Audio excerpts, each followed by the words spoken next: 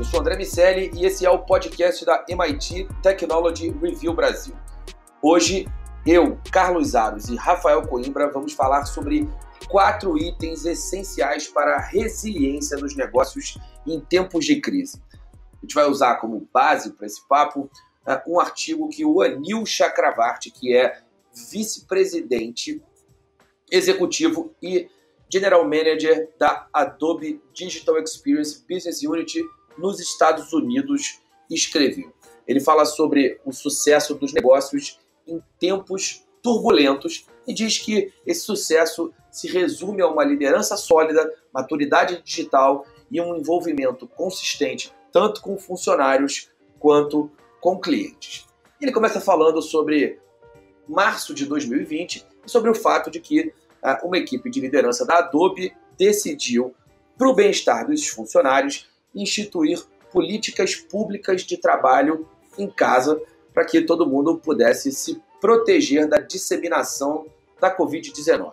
Então, começou um longo caminho para os seus colaboradores. O primeiro ponto foi pensar na liderança, é um ponto que sempre é fundamental em grandes movimentos de negócio e ele se tornou ainda mais importante nesses tempos de tamanha incerteza. Foi importante fazer um esforço para conversar com as equipes sobre como elas iriam lidar com as situações de trabalho em casa e como seria possível criar ações para aumentar a produtividade dos times. A Covid-19 nos ensinou que ser fluente e aberto em relação às novas tecnologias de colaboração e administração é mais importante do que nunca, que é fundamental para um líder mostrar para a sua equipe, por meio das próprias ações, que ele abraça essas novidades. Além disso, também é fundamental demonstrar a capacidade de pensar rápido e usar dados para resolver os problemas de negócio. Também foi muito importante construir uma base de tecnologia que seja forte o suficiente para que se mantenha relacionamentos com toda a organização. Empresas onde as áreas de marketing e de TI, ou seja, que CMOs e CIOs já têm uma parceria, são naturalmente melhores para usar a tecnologia no intuito de melhorar a experiência dos seus clientes. Outro ponto muito importante foi criar uma estratégia consistente de engajamento liderada por dados. As empresas precisam pensar o que os seus clientes querem e saber como elas vão responder, atender todas essas demandas em tempos de crise. Por isso, elas devem ser capazes de dinamizar as suas mensagens externas rapidamente, passando por toda a jornada do cliente e levando em consideração os diferentes dispositivos e plataformas. Por exemplo, o comércio eletrônico e o uso de dispositivos móveis aumentaram de maneira muito significante durante a crise da Covid-19. De acordo com o índice de economia digital mais recente que a Adobe publicou, mais da metade das visitas a sites de varejo online em agosto vieram de dispositivos móveis e esses dispositivos móveis foram responsáveis por 40% de todas as vendas online. A maturidade digital das organizações também desempenhou um papel crítico na resiliência dos negócios e ter a tecnologia certa, é claro que continua sendo importante, mas só é eficaz quando a empresa tem funcionários capazes de usar essas tecnologias tanto com eficiência quanto com eficácia. Um dos atributos comuns de uma organização que é digitalmente madura é uma cultura orientada a dados, especialmente como um meio de fornecer experiências excepcionais. Os líderes devem investir na democratização dos dados por toda a organização. Especialmente em tempos de crise, os negócios digitais se movem muito rapidamente. E aí, a forma e a capacidade de uma empresa aproveitá-los na mesma velocidade pode ser a diferença entre manter a cabeça acima d'água ou vencer a corrida. Então, para resumir, liderança, base tecnológica forte, estratégia baseada em dados e maturidade digital são os 4 pontos fundamentais durante esse processo. Antes de a gente começar o nosso papo, eu queria ouvir o Federico Grosso, que é presidente da Adobe na América Latina, para que ele nos conte um pouco do que viu por aqui em nosso continente. São muitas as lições que a Adobe aprendeu globalmente nos últimos meses. A primeira tem a ver com a liderança efetiva. Os líderes empáticos colocam os colaboradores em primeiro lugar. É importante conversar com o time sobre como eles estão lidando com a crise e como você pode ajudar. Em segundo lugar, a tecnologia. Os consumidores acreditam que empresas com uma forte base tecnológica se destacam dos concorrentes. A transformação digital é uma necessidade, é um imperativo de negócio, é um novo diferencial competitivo nessa nossa era. Depois vem uma estratégia de engajamento consistente. O comportamento dos consumidores mudou durante essa pandemia, mudou muito. A personalização se tornou ainda mais importante e, por isso, dados contextualizados em tempo real são essenciais. E, por final, a maturidade digital. Líderes devem não apenas contratar talentos, mas também requalificar equipes para garantir a alfabetização digital, fornecendo acesso ao treinamento e às inovações do mercado. Esse foi Federico Grosso, presidente da Adobe na América Latina. Meu amigo Carlos Aros, olhando liderança, base tecnológica forte, estratégia baseada em dados e maturidade digital, qual desses pontos é o mais importante para que uma empresa tenha resiliência em tempos de crise? Eu acho que a capacidade de liderar dentro desses cenários que surgem, ela é fundamental.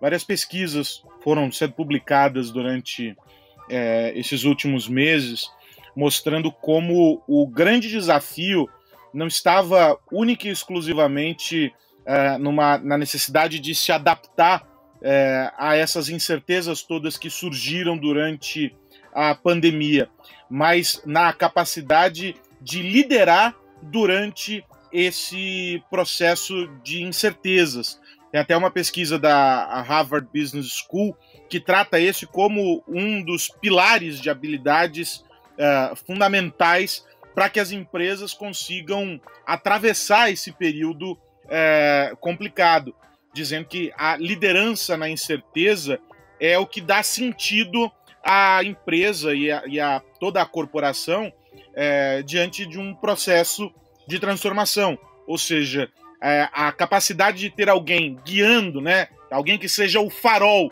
no meio da escuridão, é fundamental para que se consiga promover a transformação digital, para que se consiga fazer as escolhas estratégicas para o negócio de maneira correta, para que se consiga definir de maneira estratégica quais são as tecnologias que vêm para fortalecer o negócio. São decisões que surgem em um segundo momento, mas que partem da capacidade de liderar. E essa liderança foi algo bastante discutido durante esse processo, e algumas empresas tiveram trocas aí no seu corpo diretivo, enfim, os executivos principais acabaram sendo promovidas danças das cadeiras, mas a liderança, para mim, sem dúvida nenhuma, é o grande desafio, ela é o elo que une todo o resto da cadeia citada nesse artigo publicado na Technology Review. O que eu acho interessante, Aros, é que quando a gente está falando de liderança, tem um mix de emoção e razão. É um líder que precisa, como o artigo cita e o Federico também relatou, ele tem que ter empatia, ele tem que entender que a situação como essa de uma pandemia ou de um outro desafio é complicada, está todo mundo ali perdido, com medo. O próprio líder também está ali tentando se encontrar, então ele tem que ter tranquilidade, tem que saber ouvir as dores dos seus colaboradores, as dores dos seus clientes, entender essa situação e coordenar essas ações de maneira que tudo saia da maneira mais perfeita possível. Então tem esse lado emocional da empatia e da tranquilidade. Ao mesmo tempo, ele tem que saber trabalhar com razão, com lógica. Por exemplo, foi citado ali o uso de dados, né? Se você quer entender rapidamente o que o consumidor está buscando, como as pessoas estão se sentindo, para onde o mundo está indo, e as empresas com grau de maturidade digital, elas já têm essa análise de dados num nível mais avançado, tem que também ter aquele momento ali de concentração, de acreditar no poder dessas informações para, baseado em razão, também fazer um plano adequado e coordenar esse time. É esse mix, é essa balança que eu acho que faz um diferencial, né? Porque a gente fala muito de transformação digital e geralmente as pessoas acham, muita gente acha que é só pegar, comprar uma tecnologia, usar algum tipo de aplicação. Não, o líder é um humano, ele está trabalhando com humanos dentro da sua empresa e fora da empresa e ele tem que saber coordenar essa tecnologia enquanto ferramenta para atender tanto o corpo interno quanto externo. E tem um dos aspectos que acabaram sendo revelados aí durante esse processo, que tem muito a ver com esse mix, né, Rafa, que você descreve, que é justamente a capacidade da liderança de formar novas habilidades nos profissionais que estão trabalhando para ele, né? Esse momento de transformação, de dificuldade para as empresas, ele gerou, de alguma maneira, para alguns negócios, uma mudança completa na estrutura da companhia, ou seja, se apontava para uma direção e a crise fez com que tudo fosse modificado. Outras empresas tiveram que rever a sua operação e isso faz com que você não troque de uma vez as pessoas, mas que você busque, em um primeiro momento, aproveitar aquelas pessoas e capacitar aqueles que já estão ali para que possam ocupar essas novas posições. Então, a formação de novas habilidades, a requalificação, vamos dizer assim, de talentos, ela é uma das habilidades que precisam estar muito presentes nessa liderança, preparando o que vai chamar força de trabalho, vamos colocar assim, preparando esses caras para essa nova realidade, uma realidade mais digital, uma realidade mais ágil, enfim, tudo aquilo que a gente já sabe. Mas é papel da liderança criar essa cultura e promover esse tipo de requalificação dentro da companhia. Isso só é possível quando você consegue reconhecer, do ponto de vista racional, você consegue reconhecer por meio de métricas onde está o bom desempenho, de que maneira ele aparece, quais são as metas que devem ser alcançadas, e do outro lado, quando você vai para um aspecto mais emocional, identificar potencial nessas pessoas, os talentos que estão ali e que precisam ser trabalhados. E as lideranças precisam desenvolver isso e começam a trabalhar isso. É o que se espera, é o que eu tenho visto muito de tudo que eu tenho lido a respeito disso, desse momento específico. Essa capacidade de promover esse equilíbrio nisso que você está apontando aí como a razão e a emoção, para gerar novas habilidades, novas capacidades nos profissionais. A Joyce Russell, que é uma colunista da Forbes, escreveu há relativamente pouco tempo, já no meio da pandemia, um artigo chamado Leading in Times of Crisis. E ela também aponta de maneira muito contundente a importância da liderança. Ela concorda com você sobre o papel do líder nesse objetivo de fazer a roda girar em tempos tão complexos. E ela pontuou algumas características e ações que são importantes para que essa prática da liderança seja exercida com sucesso, com eficiência, especialmente nesses tempos. Ela aponta a humildade como uma questão fundamental, entender que as pessoas vão errar, entender que correções de rota vão ser feitas em função de tamanha incerteza e da própria mudança do ambiente. A gente viu isso acontecendo diversas vezes, desde as recomendações da OMS até as políticas públicas de países os mais distintos. E aí, especialmente as organizações que têm operações internacionais, precisaram rever as suas ações algumas vezes. Ela fala da empatia também, do quanto a capacidade do líder de se colocar no lugar dos seus liderados é importante para que se tomem decisões que eventualmente vão ser individualizadas.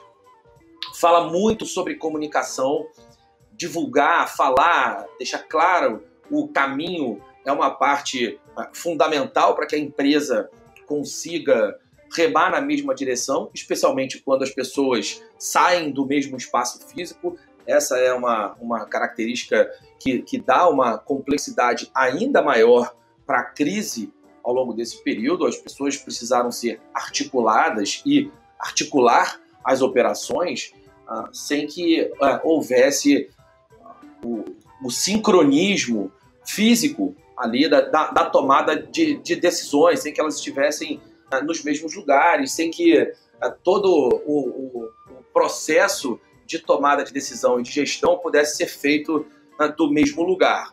E aí a gente precisa, segundo ela, agir de maneira decisiva, mesmo que essas ações sejam revistas, a empresa precisa andar de maneira muito consistente nas direções que estabeleceu. E, por fim, 2 grandes pontos são planejar o futuro e replanejando esse futuro à medida que o horizonte for se aproximando e contribuir para que os colaboradores encontrem um propósito nas suas ações, além de reforçar a moral do time. Na prática, o que a gente vai vendo, eu dei o exemplo desse artigo da Forbes, mas existem diversos artigos publicados ao longo desse período sobre liderança nesse tempo de crise. O que a gente vê é que, no fim das contas, as questões humanas, mais uma vez, são as determinantes entre fazer sucesso ou fracassar em meio a tamanha turbulência. A tecnologia é fundamental, mas ela só acontece de verdade, os benefícios só podem ser sentidos se as questões humanas estiverem endereçadas. André, só para complementar, né, você está falando aí de tecnologia, para a gente também não esquecer, mas entender como ela se move nesse mundo cada vez mais volátil.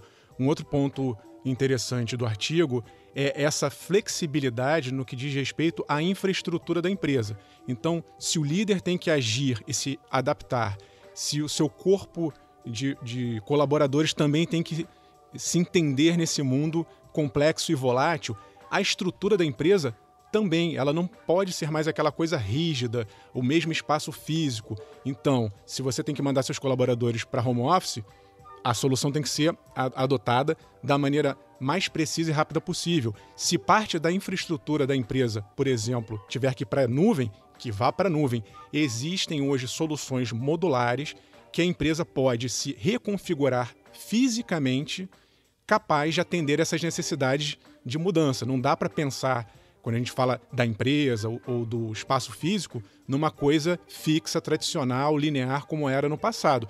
Essa reconfiguração também tem que ser feita o tempo inteiro e existe hoje tecnologia capaz de suportar essas guinadas rápidas e intensas. E esse ponto é aquele que define quem tinha um discurso muito bonito, mas com pouca prática, e quem vinha trabalhando de maneira muito séria para atingir esse momento que você descreve, né, Rafa?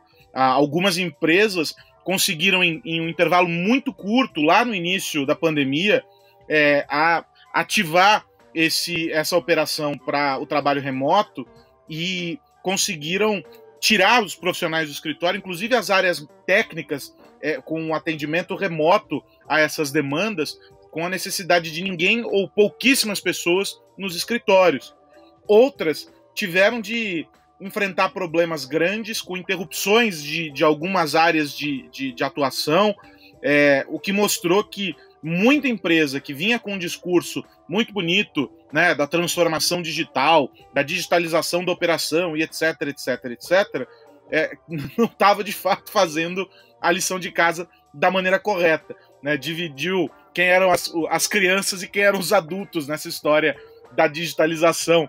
E hoje já se tem uma ideia muito clara de que vários processos, principalmente daqueles de gestão de pessoas, principalmente, que eram quase que 100% operados presencialmente, podem sim ser feitos de maneira remota, por meio de plataformas digitais, sem qualquer prejuízo. As empresas estão aprendendo como responder de maneira mais ágil a essas mudanças. Acho que a grande lição da pandemia para as corporações é justamente a agilidade, né? A necessidade de responder de maneira muito rápida a algo que pode potencialmente destruir o seu negócio se você não estiver atento para quais as respostas necessárias na hora correta. E isso fica como uma lição importante para as empresas e principalmente para os líderes. Os profissionais, claro, são impactados, mas aqueles que estão na ponta, esses sim têm uma lição bem importante aí depois que esse período conturbado passar. E assim, da mesma forma que a gente encontra dezenas de milhares de histórias de fracasso, a gente também vai contar, depois que esse período complexo passar, muitas outras histórias de empresas que aproveitaram esse período turbulento para revisitar as suas estratégias, gerar valor para os seus clientes de outras maneiras e que cresceram. Empresas que fizeram dessa crise um cenário para o seu crescimento, para mudanças de chave importantes na história das próprias corporações e que, no fim das contas, aproveitaram esse momento de redefinição do mercado como um todo, desde as demandas dos clientes até dos competidores que estão fazendo parte desse cenário, para consolidar movimentos de crescimento, encontrar novos caminhos para estabelecer sua liderança e construir histórias de sucesso. A gente ouve sempre falar os momentos de Black Swan, outros momentos no passado são os cisnes negros, aqueles eventos que abalam a economia de forma muito contundente, como foi, por exemplo, a crise de 2008, como foi toda a questão com a Bolsa e as empresas de internet no início dos anos 2000, enfim, 11 de setembro, que participou dessa questão também, foi um Black Swan, dada a sua imprevisibilidade. Esses momentos são momentos onde novas demandas inevitavelmente aparecem, porque a gente encontra uma situação de reconfiguração do mercado e que não só por existirem novas demandas, mas também por se um novo cenário competitivo se estabelecer, aqui muitas empresas, inclusive, aparecem, unidades de negócio, novas propostas de valor acabam aparecendo em tempos como esse, e muitas dessas novas propostas de valor viram o status quo, viram os líderes dos seus respectivos segmentos. A gente acompanhou diversos lançamentos importantes das Big Techs, por exemplo, que de alguma forma se aproveitam desse momento. Vou citar um exemplo trivial: o oxímetro que está embarcado no iWatch é uma característica clara de uma funcionalidade que não existiria provavelmente em tempos normais, mas que, dada a demanda, a modificação do cenário, foi importante para a Apple. Tem todas as questões com games e as ofertas que vão se colocando em função dessa disputa pela atenção. Enfim, um conjunto realmente muito grande de novas soluções.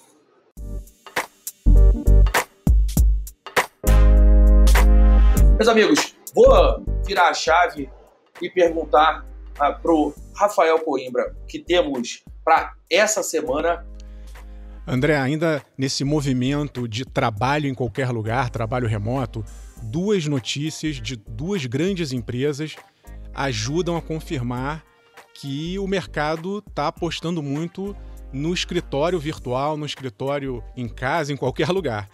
O Slack, que surgiu como um aplicativo ali de mensagem, meio que um organizador de e-mails, foi crescendo, e o Slack acaba de anunciar várias utilidades novas, está apostando muito em áudio, muito em vídeo. Ele quer ali que aquela plataforma seja realmente um escritório, que as pessoas tenham uma fluidez maior, não só falem como no início da aplicação com texto e imagem ou documentos, mas também que elas coloquem seu rosto, sua voz, para que o trabalho ele seja mais fluido. Então, é uma empresa apostando fortemente numa nova configuração de escritório virtual. A outra grande empresa que entrou no jogo foi a NVIDIA. A NVIDIA, que já era gigante, comprou a ARM, que produz chips, e tem uma inteligência artificial muito forte no seu centro de foco de empresa. E a NVIDIA está lançando uma solução de compressão, na verdade, a não compressão de vídeo. Como é que a gente faz hoje uma videochamada? Você está mandando muita informação ali de dados, de áudio e vídeo. Dependendo da sua conexão, não vai chegar legal lá do outro lado, a conexão, a qualidade, vai ter aquela imagem meio pixelada. E a NVIDIA está trabalhando com uma solução de inteligência artificial em nuvem para que você consiga mandar menos informações, se você estiver, por exemplo, no celular, numa conexão meio fraca, e lá na nuvem, lá no computador da NVIDIA, ele vai conseguir entender o que é a sua imagem e vai reconfigurar, reproduzir a sua imagem sem muita informação. Ele vai entender que o seu rosto é de uma forma, que ele vai se movimentar mais ou menos de uma determinada forma e vai fazer com que o sinal, aquela qualidade de imagem, chegue do outro lado numa forma muito mais perfeita do que a gente tem hoje. Então imagina, combinar um escritório como o Slack, com todo o seu ferramental, toda a integração, com uma qualidade de vídeo trazida aí para uma gigante como a NVIDIA. O escritório do presente / futuro a curto prazo está sendo montado por gigantes e todos nós temos a ganhar quando a gente optar por essa flexibilidade que tanto falamos no podcast. Verdade, Rafa, faz bastante sentido, e essa questão do cansaço mental provocado por tudo aquilo que o nosso cérebro precisa fazer para interpretar as imagens que recebe, é mais uma dessas questões imprevisíveis. Evidentemente, não é uma descoberta, mas, sem dúvida nenhuma, não é um ponto que parecia prioritário 10 meses atrás para esse tipo de solução, e que agora passa a ser, porque muito provavelmente vamos passar ainda bastante tempo trabalhando nesse formato, ainda que se encontre um modelo híbrido de trabalho, essa demanda passou a existir. E você, Aros, o que temos para essa semana? Mais um passo em direção à popularização dos carros autônomos. A Waymo, que é uma empresa da Alphabet, que fez parte daquele projeto de direção autônoma do Google lá em 2009, 2008, já vem testando há algum tempo os carros sem motorista em algumas cidades nos Estados Unidos, em um ambiente controlado, mas o teste vem acontecendo com resultados, segundo a empresa, bem satisfatórios. Há uma fila, vale dizer, de companhias tentando liberação dos órgãos reguladores para conseguir colocar os carros sem motorista nas ruas e tentar conquistar o coração e o bolso de quem pode pagar por uma viagem dessa. Os resultados que foram compartilhados há algum tempo atrás eram bem animadores. Colocavam a Waymo como uma das empresas que efetivamente está conseguindo colocar as pessoas dentro de veículos sem motorista de forma segura para fazer a viagem. E aí agora ela anuncia que está abrindo o serviço de táxi robô, vamos dizer assim, para mais pessoas. Isso coloca a Waymo já alguns passos adiante nesse projeto, nessa estratégia de vencer a burocracia. E aí, na verdade, não é nem a burocracia estúpida, mas uma necessidade de criar mecanismos que protejam as pessoas de algo que oferece risco, para colocar, de fato, os carros sem motorista para prestar esse serviço. Até então, só alguns passageiros selecionados podiam transitar nos carros. E agora isso já começa a ser aberto para todos os passageiros, o que vai aumentar consideravelmente o número de viagens com carros sem motorista pelas cidades. Lá no Arizona, esse teste já ganha essa nova fase, ampliando. São mais ou menos 2.000 viagens aí por semana. Então é bem importante para a Waymo avançar com isso. Agora resta saber, André e Rafa, se os reguladores estão confiantes nesses resultados da Waymo para liberar de uma vez por toda os carros sem motorista por aí. Você estava falando, eu estava pensando exatamente nisso, Aros. A gente fica pensando nessa realidade aqui no Brasil, depois de ter visto o que aconteceu com a LGPD e o que está acontecendo ainda com o 5G, dá para ficar animado com a chegada da tecnologia aqui no Brasil? Cara, eu acho que tem questões para além do 5G, né? A gente não consegue compreender essas tecnologias. Vamos lembrar do caos que foi aqui no Brasil os patinetes, né? Antes eu olhava do alto da Avenida Paulista a ciclofaixa e eu via um tráfego intenso de patinetes. Agora eu não vejo um único patinete por aqui. Foi um modelo que surgiu, que tinha uma proposta interessante, baseada em tecnologia, baseada em uma nova economia que surgia e que não se viabilizou. A gente tem questões de segurança, a gente tem questões de conectividade, a gente tem questões que envolvem áreas muito complexas no nosso trânsito aqui, porque foi um crescimento muito desorganizado da cidade, por exemplo, São Paulo. Eu acho que tem muitas questões que colocam o Brasil como um cenário bem mais complicado. Não é só o 5G, embora, sem dúvida nenhuma, ele seja um grande entrave a ser considerado, né? É isso, concordo mais uma vez com você, Carlos Aros. A gente precisa aprender a lidar com as peças que vão compor a nova economia, se é que se pode chamar assim, mas essa evolução da economia, as plataformas e todas as ofertas que vão fazer parte do nosso dia a dia precisam de entendimento, e isso nos leva de volta ao ponto inicial da nossa conversa, que é o aspecto humano nessa relação.